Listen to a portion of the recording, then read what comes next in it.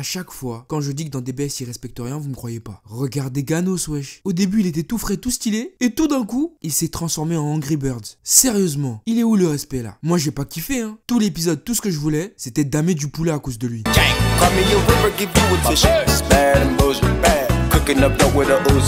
My niggas are savage, ruthless. We got 30s and 100 rounds too. My bitch is bad and bullshit, bad. Cooking up dope with a Uzi. My niggas are savage, ruthless. We got 30s and 100 rounds too.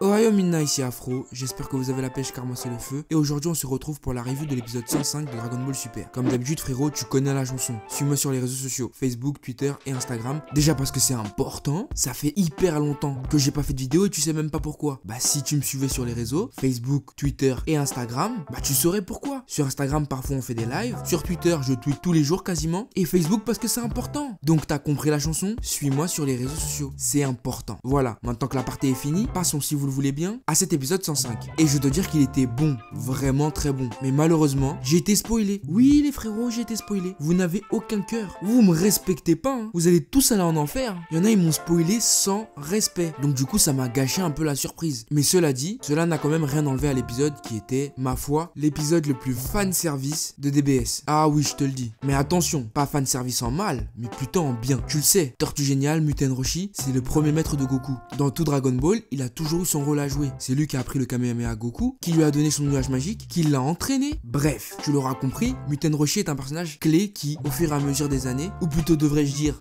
dépassé par le niveau d'adversaire toujours plus puissant qui apparaissait dans l'univers de Dragon Ball, s'est retiré du combat. Et avec cet épisode, on comprend très vite qu'il reste quand même redoutable. Il a quand même éliminé 3 adversaires du tournoi normal, comme si de rien n'était. Bon, avec Ganos, il a un peu galéré, certes, mais ça ne change rien. Il les a quand même éliminés. Et en plus, en balançant des punchlines à chaque combat. Et sa meilleure punchline, c'est celle-ci.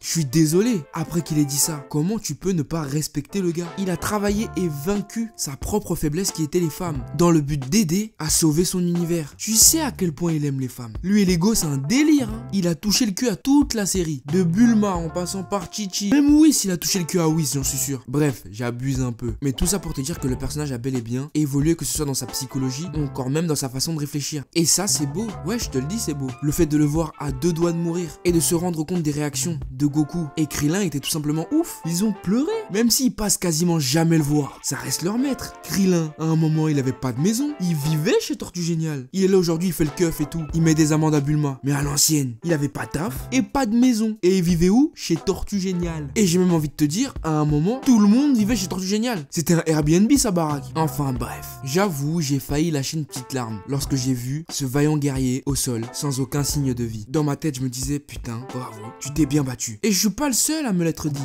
Beerus aussi l'a dit. Tu crois que ça veut dire quoi à la fin quand il demande son prénom? Oui, tout simplement. Beerus a reconnu la valeur de Muten Roshi, le considérant ainsi comme un vaillant combattant, malgré le fait qu'au début, il n'aurait pas parié un kopek sur lui et arrivé à faire changer la mentalité d'un dieu de la destruction. Or que tu n'es ni un Saiyan, ni un Jiren, ni un Hit, ni un Zeno, ni un Black Goku, bah ça, chapeau. Bon, maintenant je vais parler du seul point qui m'a un peu dérangé durant cet épisode. Oui, il était bien, oui, j'ai bien aimé, mais il y a toujours un point qui me dérange. Ça me dérange. C'est le fait qu'ils auraient dû le laisser mourir. Ça aurait eu beaucoup plus d'impact. On aurait tous chialé nos mères. Oui, ok, on n'a pas le droit de tuer durant le tournoi. C'est un fait. Mais il était vieux. Bon, ok, vous allez dire, oui, Afro, t'es un bâtard, tu souhaites que les vieux meurent. Mais non, c'est pas vrai. C'est que ça aurait été plus symbolique qu'il meure en aidant ses élèves. Enfin, je sais pas, moi j'aurais trouvé ça mieux. Après, oui, c'est contraire aux règles du tournoi, je sais, mais ça aurait été stylé. Deuxième truc qui m'a fatigué, c'est Goku. Il est extra relou ce mec quand même. Il lui faut tout un épisode pour se libérer en mettant le SSJ Blue. Il aurait pas pu le faire avant. Tortue Géniale, il a plus de 300 ans. Comment il peut le laisser se taper avec un gars comme ça qui lui met des coups d'électricité dans le corps? Ça se fait hop. Que Piccolo, Vegeta, Gohan s'en battent les couilles de lui, je peux comprendre. Mais Goku quand même. Genre le gars bleu là, il est tellement chaud qu'il peut réussir à te bloquer un épisode entier.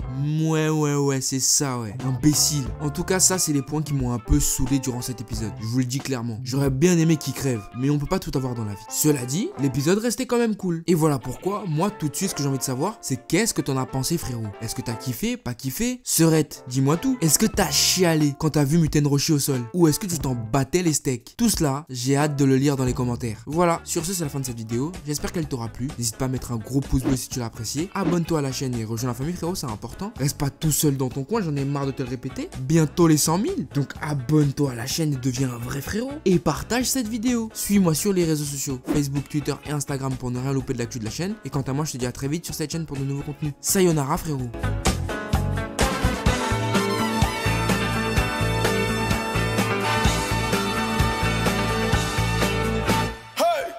Raindrop, drop top, smoking, no cooking the hot pot. Fucking on your bitch, yeah, that. Cooking up dope in the crock pot. You came from nothing to something, nigga. Hey. I don't try nobody, grip the trigger. Nobody call up the gang and they come and get gang. Cry me a river, give you a tissue. It's bad and bullshit, bad. Cooking up dope with a Uzi.